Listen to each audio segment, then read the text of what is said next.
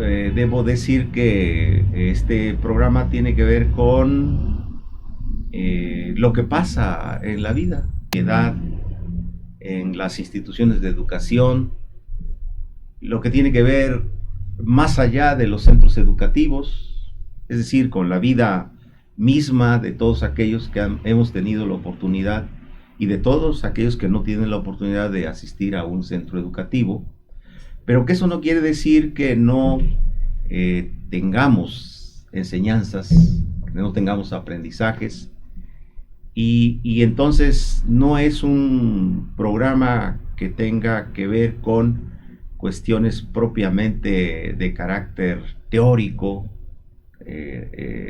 necesariamente, sino cómo hacemos que esa teoría, que esa práctica de aquellos que hemos podido asistir a un centro de educación nos permita analizar temas de la vida real. Y entonces mi amigo Nicolás Valdés, que nos ha pues honrado con su atención en algunos de los programas anteriores, me pidió que el día de hoy pudiéramos hablar de la calidad educativa. Y bueno, hablar de la calidad educativa, como decía yo, tiene muchos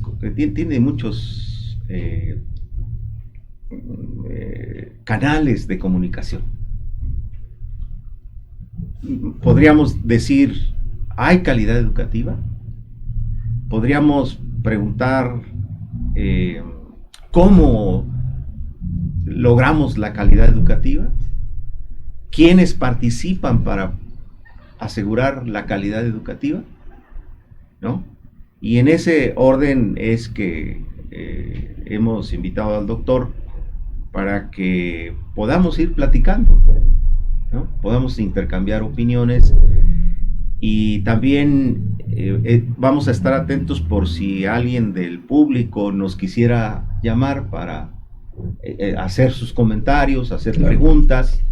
Es decir, interactuar, hacer un programa que nos permita platicar con todos los actores o con todos aquellos que sientan que pueden opinar o que deben opinar simplemente, ¿no? Ya no que puedan opinar, sino tienen que ver con la educación, tienen que ver con la política educativa. Bueno, pues darán su opinión, harán algunas preguntas, o incluso el programa está hecho para poder recibir algunos desacuerdos en principio, y que en el transcurso del programa, de los programas, porque no solamente de un programa, vayamos argumentando por qué decimos tal o cual cosa. Entonces, doctor, pues te dejo la palabra para que vayamos interactuando al respecto. Por favor, adelante, doctor. Gracias, Rufino, y amigos todos de Pulso Social Puebla. Hablar de la educación definitivamente nos lleva a este elemento central. Cuando se pregunta una educación, ¿a qué se está uno refiriendo? Pues básicamente a un proceso de enseñanza-aprendizaje. Esa es la esencia del quehacer educativo. Históricamente, el hombre, desde que fue generando una serie de conocimientos, va avanzando y va construyendo alternativas para sistematizar este proceso de enseñanza-aprendizaje, de tal manera que las nuevas generaciones vayan teniendo un conocimiento basado en la experiencia anterior. En mi opinión, los griegos son los que mejor logran cristalizar 400 años antes de Cristo, plasman con mucha claridad, pues toda la escuela de los diferentes sabios que ellos tenían. Y Aristóteles, por ejemplo, él escribe que la educación sin incorporar el corazón no es una educación integral. Bueno, esto nos trae a colación la idea de que no basta conformar el ejercicio de enseñanza-aprendizaje a los aspectos clásicos de aprender a leer, escribir, algo de aritmética, sino que va más allá. ¿Qué hacer con estos conocimientos una vez que se van adquiriendo? Ya es responsabilidad del que los adquirió o el proceso de educación continúa para que estas personas puedan realmente hacer un uso de adquirir conocimiento. Y ahí enfatizamos esta idea, porque finalmente la idea calidad fue acuñada en el ambiente de la economía y de la administración. Correcto. Sí, y en ellos básicamente, pues en la teoría de la organización. ¿Cómo nos vamos a organizar para adquirir calidad? Y se clasifica en un aspecto estrictamente técnico, porque se refería a las mercancías que se producían en una fábrica, y ahí había que hacer que las cosas funcionaran. Y entonces la calidad estaba relacionada con el funcionamiento de aquella mercancía para la cual fue construida. Perfecto. Si un automóvil o una olla express funcionaban muy bien, tenían calidad. Y así fue adquiriéndose esa percepción, esa idea de lo que era calidad.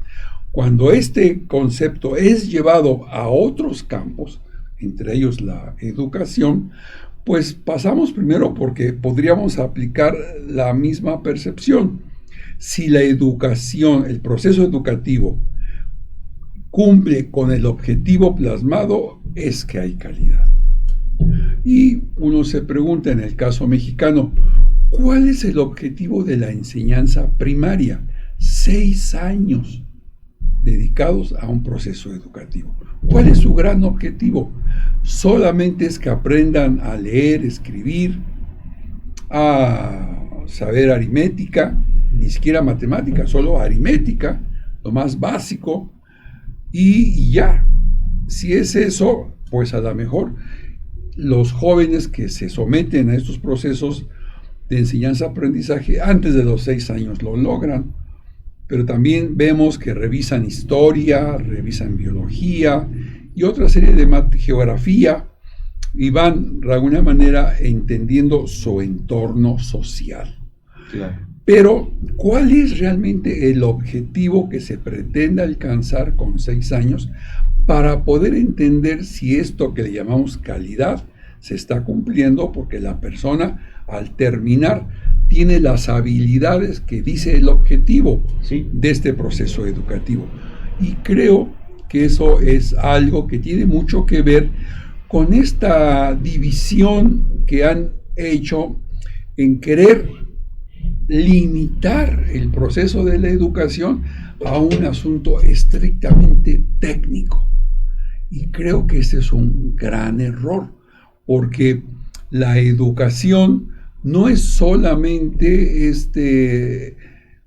esta habilidad para aprender los símbolos del que son el abecedario o los números, no son símbolos, y se aprende y uno empieza a jugar con ellos para hacer palabras y después oraciones, y a partir de ahí, bueno, esa capacidad de extender el pensamiento humano a partir de la escritura, ¿no? Los libros son eso, ¿no? Una extensión del pensamiento, del sentimiento del ser humano.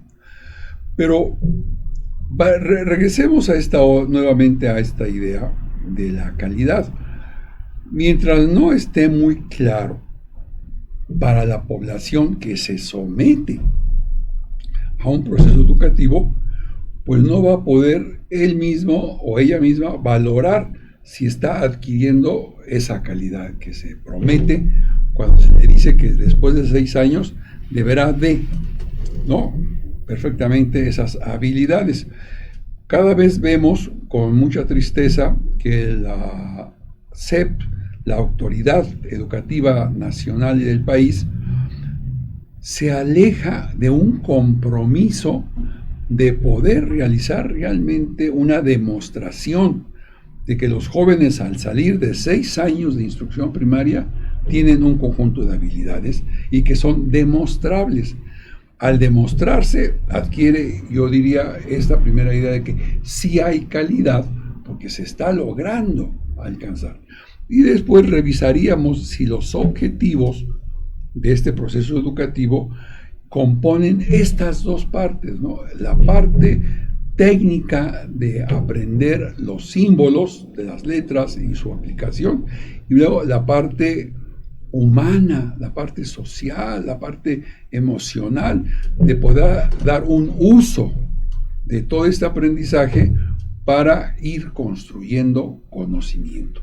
Doctor, en ese sentido, podemos decir que el proceso de educación tiene que ver más con la formación del ser humano y del ser humano de manera individual, pero en donde un ser humano no está exento de establecer relaciones con otros seres humanos, de los que se apoya y a los que apoya, en primer lugar. Y en segundo lugar, esta idea de la calidad educativa que tiene que ver con el mercado, y que y entonces en ese orden lo que tú estás explicando es que hay que ir diferenciando para poder entender la situación en la que ahora nos encontramos, pero que tanto la formación del ciudadano, del ser humano y de su compromiso con el medio ambiente y con su entorno no está alejado o no debe estar divorciado de lo que el sistema de producción capitalista entiende como calidad educativa. Habrá que ir ensamblando esas cosas, entendiéndolas a partir de que hay que procurar la formación humana y ese ensamblamiento con la situación que ahora el mundo globalizado vive. Así es. Yo digo, esto de meter, ¿no?, como una manera de evaluar el proceso educativo para poder decir es que hay calidad, bueno, debemos entonces de ajustarnos a esta referencia. Hay calidad porque cumple con su propósito. Muy bien. Ahora, detengámonos a identificar cuál es este propósito, este objetivo.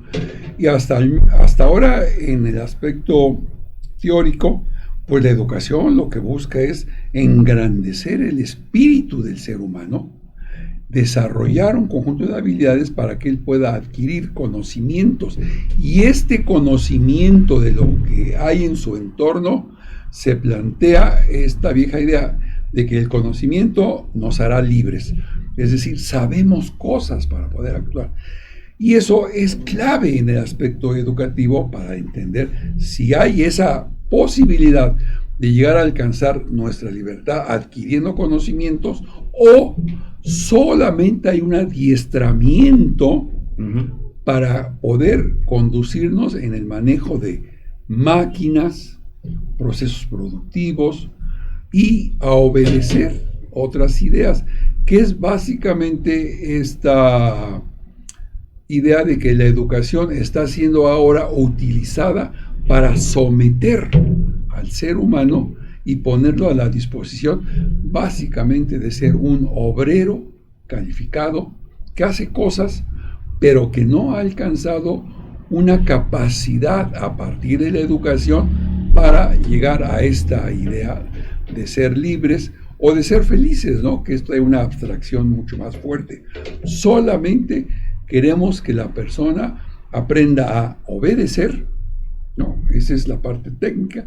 Y si hay obediencia, se presume que hay calidad. Y si con esa obediencia las personas desarrollan habilidades para el manejo de la tecnología de la producción. Y eso es lo que el capitalismo ha realizado. Fue quizás hace 2 siglos una pretensión, pero ahora ya es una realidad.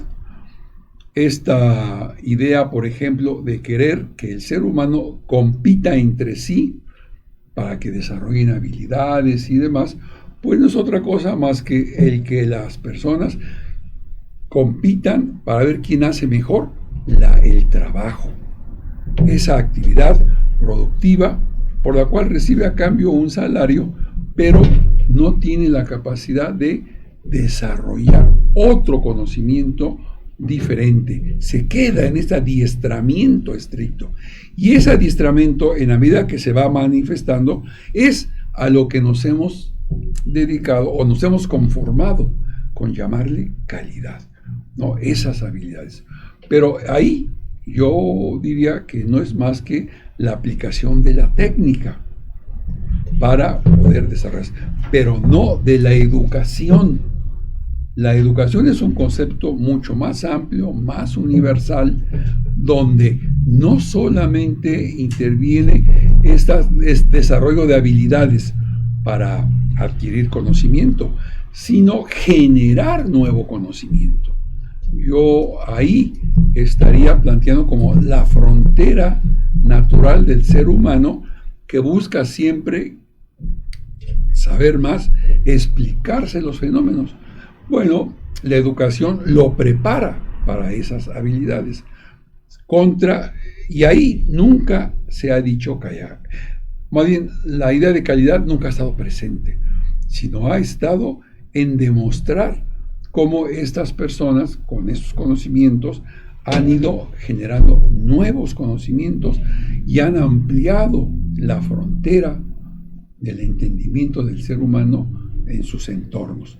Y además busca explicaciones de lo que está pasando y empieza a usar esas explicaciones en construir procesos que lo lleve a solucionar los limitantes que está viviendo en una región en específico, en una comunidad.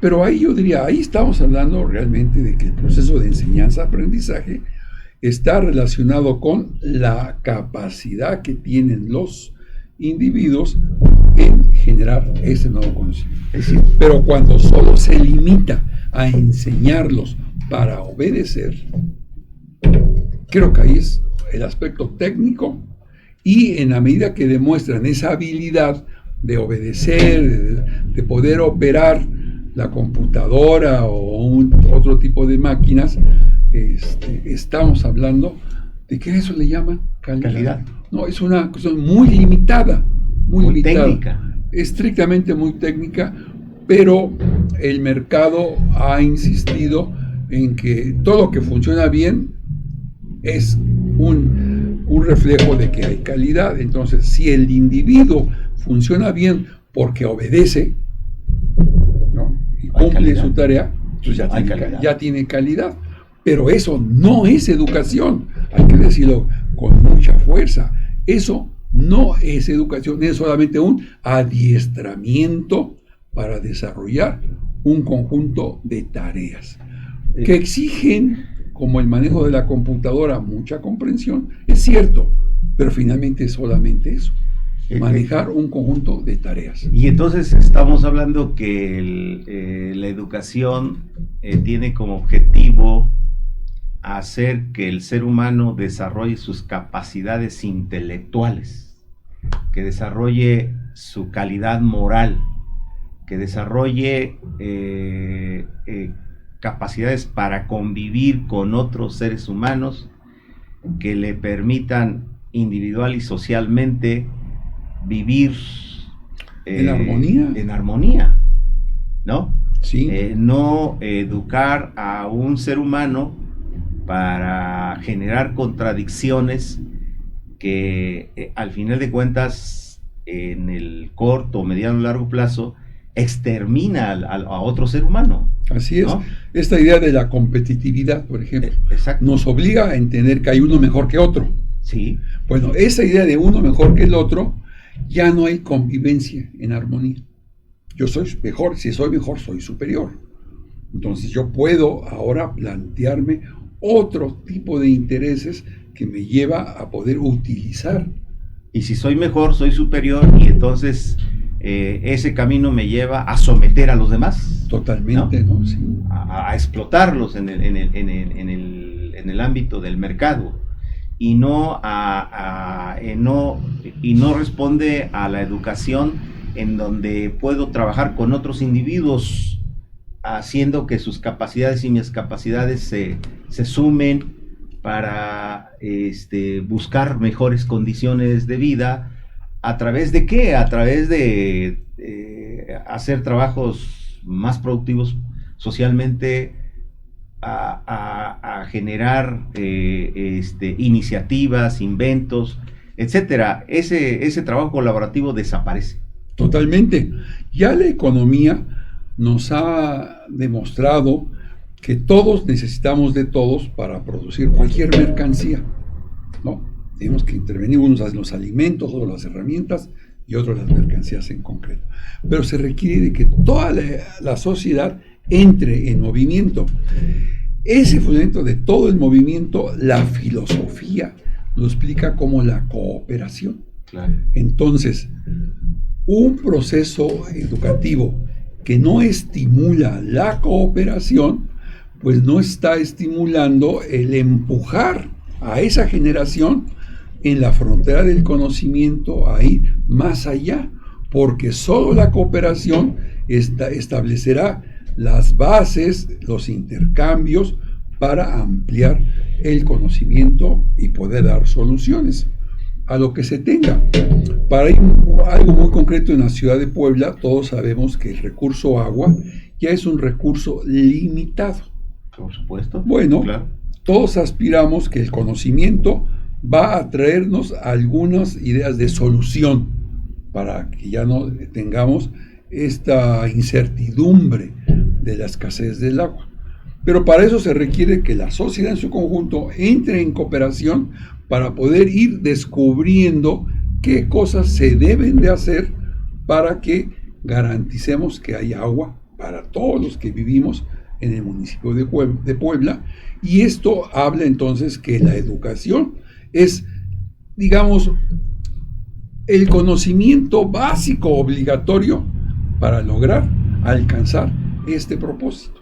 La cooperación entre nosotros es fundamental y eso es parte de un proceso educativo. Una autoridad que no promueve la educación y no promueve la información como conocimiento para organizarse, no está realmente atendiendo la búsqueda cabal, seria, importante, inteligente de la solución de los problemas que aqueja esa comunidad en ese momento, en ese tiempo específico. Y aquí ya has introducido dos cosas que hay que subrayar. Para que podamos nosotros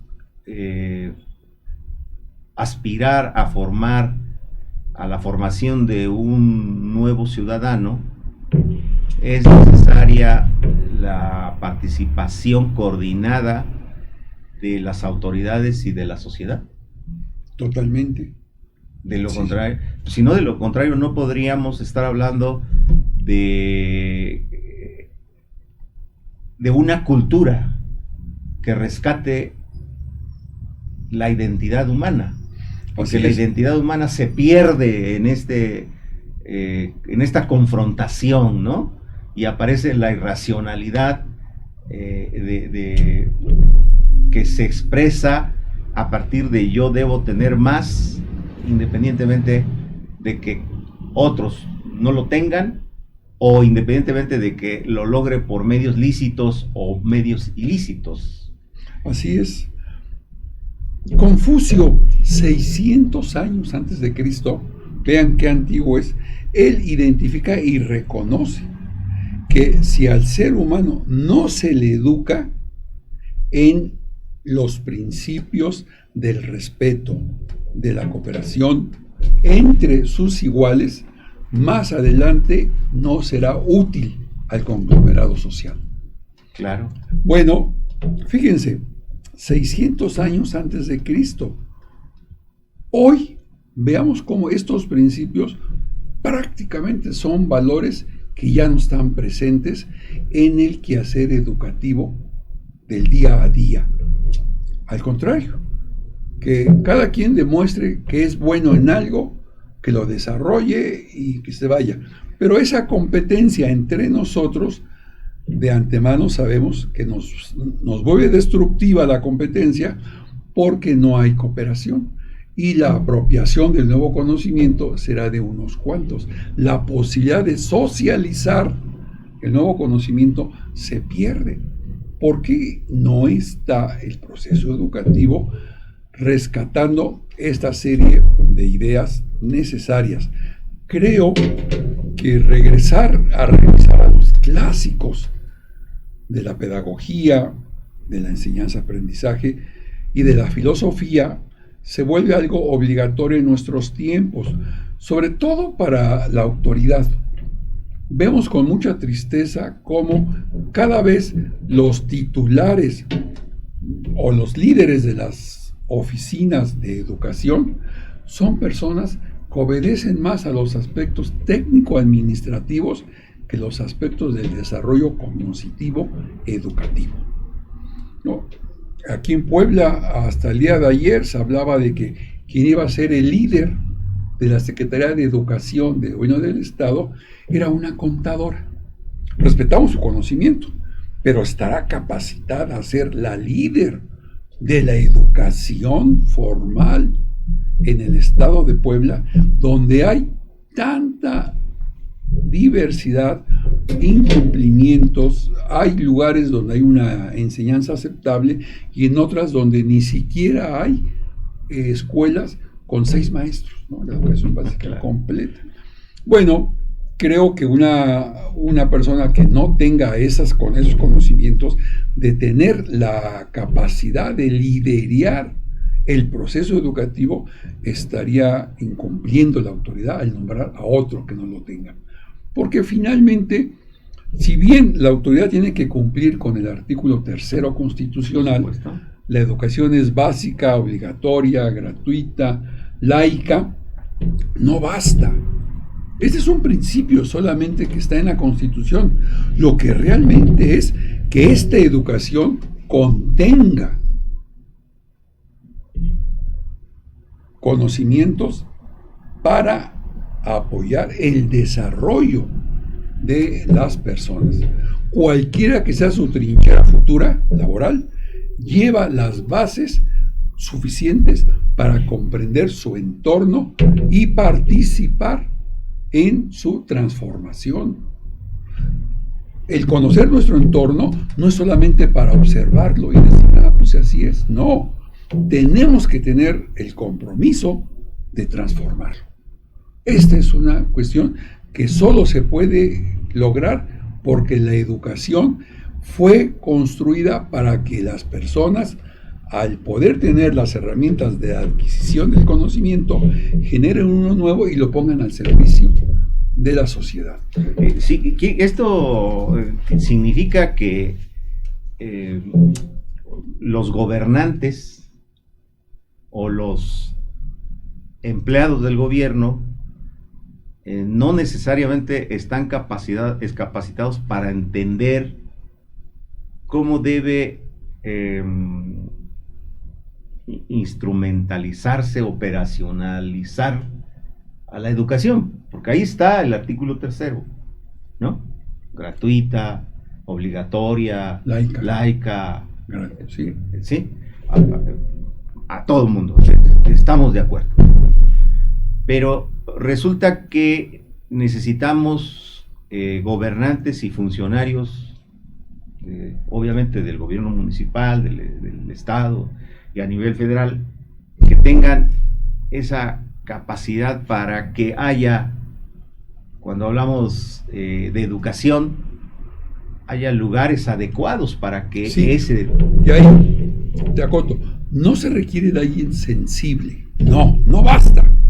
La sensibilidad no genera conocimiento, ojo, se requiere que la persona que ocupa esos puestos de dirección, tomadores de decisión, tengan el conocimiento, que sean conocedores del sistema educativo, de la filosofía educativa, del proceso más básico del desarrollo cognitivo, para poder entender entonces desde cómo se debe de construir un aula para la sierra que para la Mixteca, donde las cuestiones climáticas tienen un peso, pero como ahí vamos a estar aprendiendo, ese nivel de comodidad obliga a construir un aula con las condiciones para poder desarrollar ese conocimiento.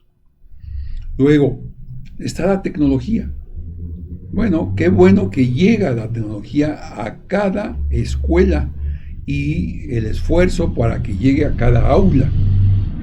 Bueno, yo estaría preocupado en hasta dónde los maestros tienen el conocimiento para hacer un uso adecuado de la tecnología para promover el aprendizaje, o solamente llegó la tecnología para tener ocupados a los estudiantes en esta idea de desarrollar habilidades para que los haga dóciles en la obediencia y los conduzca. Bueno, además de señalar que para hacer un proceso educativo, porque al principio decíamos que hablar de la educación es hablar de un tema polifacético, polisémico, un poliedro, muchas caras, muchas relaciones, muchas aristas.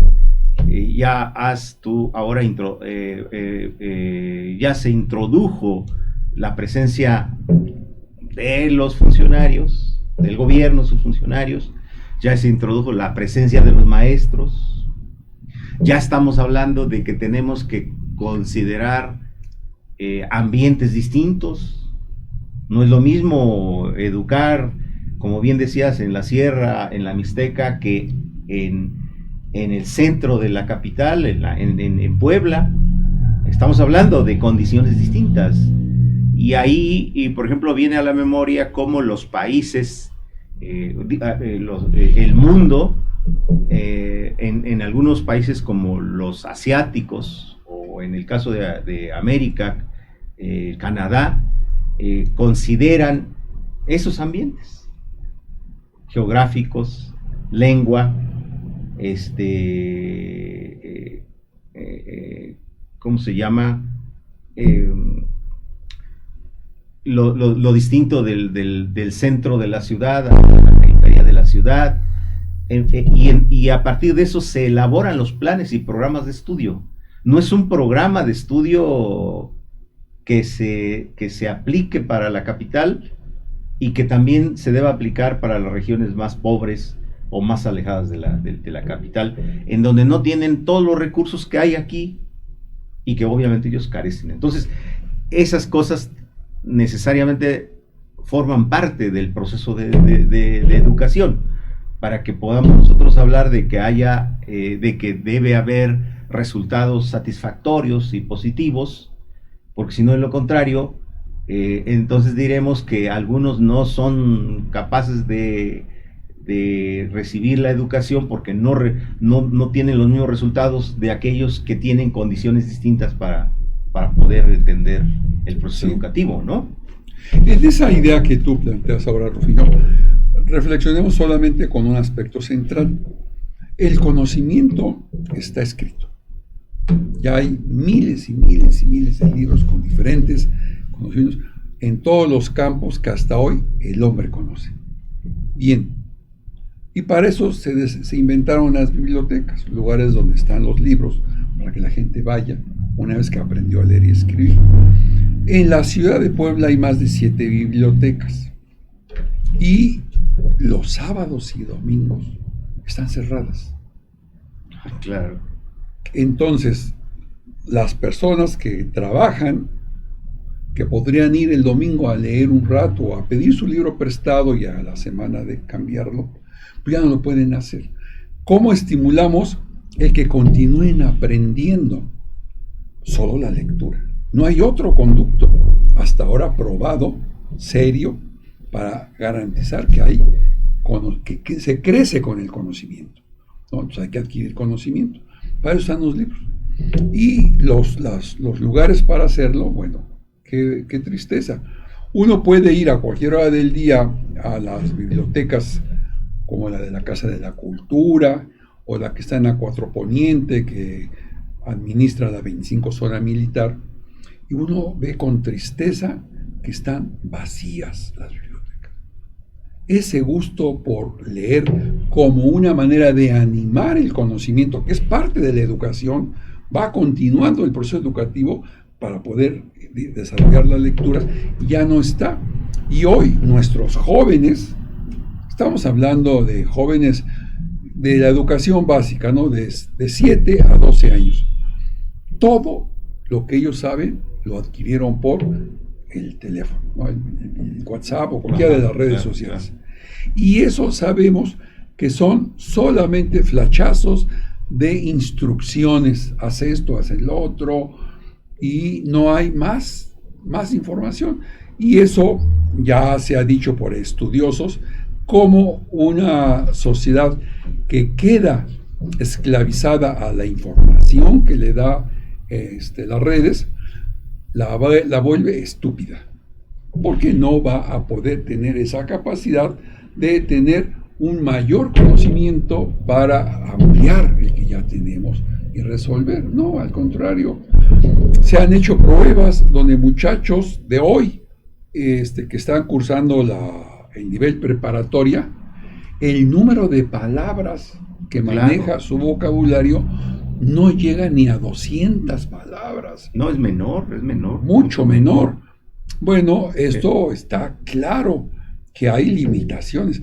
Y entonces, ante esas realidades, ¿cómo la palabra calidad en educación queda? ¿No? Pues queda mal parada, porque ni siquiera se logró, después de 9 años, 6 de primaria y 3 de secundaria, ¿no? 9 años, se logró despertar el interés por un nuevo conocimiento. Y entonces, fíjense amigos que lo que estábamos comentando aquí y que refiere el doctor Benjamín, tiene que ver con decir que el proceso educativo no es, no se cumple con el que los jóvenes o los seres humanos vayan al preescolar, a la primaria, a la secundaria, a la preparatoria, a una carrera universitaria. El proceso educativo es de por vida, permanentemente. Y cuando el doctor señala que un hecho, las bibliotecas están cerradas cuando deberían estar abiertas, o cuando uno observa las bibliotecas con poca concurrencia, pues se está sacando una conclusión. No hay una política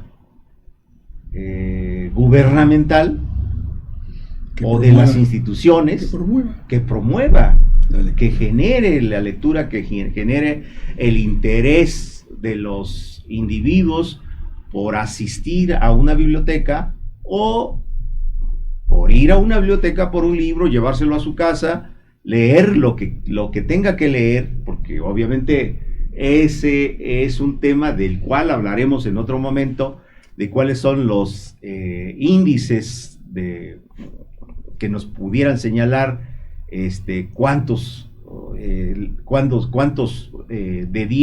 de cada 10 personas, cuántos tienen el hábito de leer, cuántos tienen el ánimo de leer, etcétera. Pues no genera ese interés, ¿no? Y por supuesto que ahí necesitamos entonces volver a que los actores son importantes.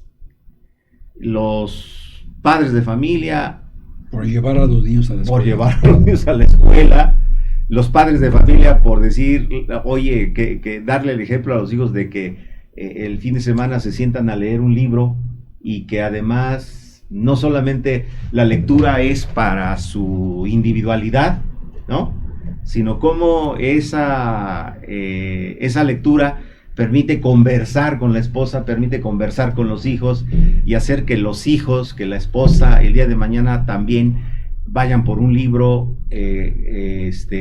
y puedan sentarse a la hora de la comida, a la hora de la cena, en algún horario que ellos definan, comentar una lectura, cómo analizarla, cómo sacar algunas enseñanzas de esa lectura. En fin, no hay una política pública, ¿no? Y cuando hablamos de que no hay una política pública, hablamos de que el gobierno no se interesa por ese tipo de cuestiones, y he ahí el tema que refiere Benjamín cuando dice, pues estamos escuchando que posiblemente la Secretaría de Educación Pública sea dirigida por una contadora. Está bien, puede ser excelente contadora, puede resolver los problemas contables más complejos que haya, pero de ahí a dirigir la Secretaría de Educación Pública, dista mucho. Necesitamos en el sistema educativo nacional, estatal o municipal, necesitamos a alguien que conozca al sistema educativo, que conozca la ley, que conozca sus reglamentos, que conozca, porque si no, de lo contrario, entonces, ¿qué es lo que va a hacer?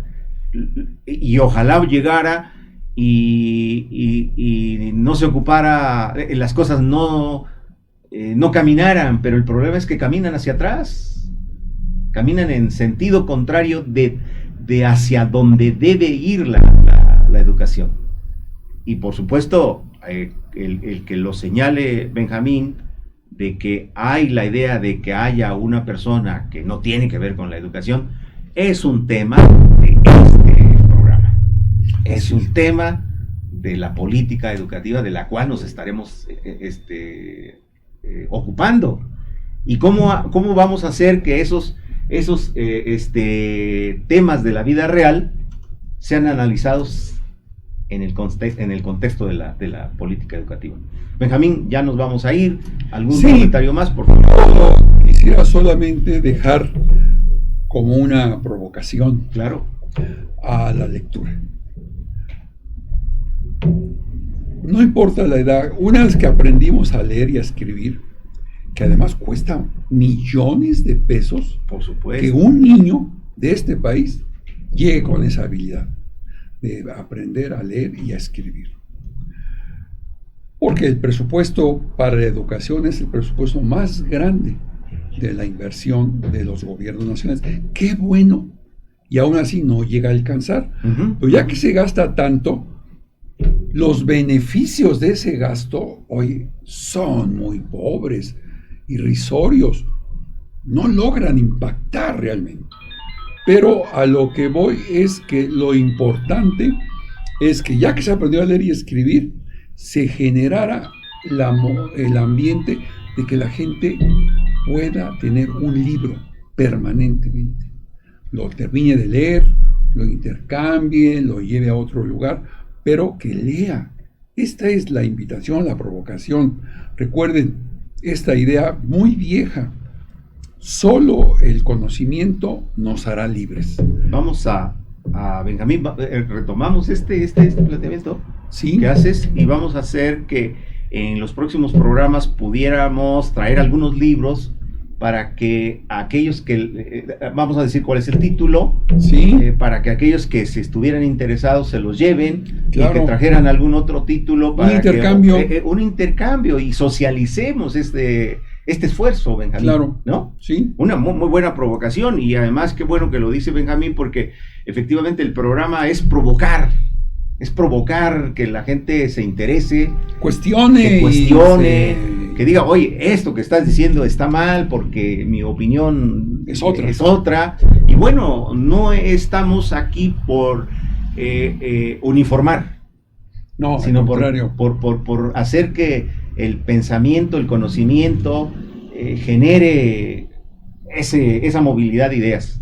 ¿De acuerdo? De acuerdo. Pues Benjamín, muchas gracias, ya estaremos comentando, ¿no? Yo agradezco a todo el público de Pulso Social Puebla su tiempo por escucharnos, y ojalá sea útil en sus reflexiones personales. Gracias, estaremos atentos a sus comentarios, los invitamos. Muchas gracias, amigos de Pulso Social y todos aquellos que hasta ahora nos permiten su presencia. Gracias. Gracias, allá en la cabina.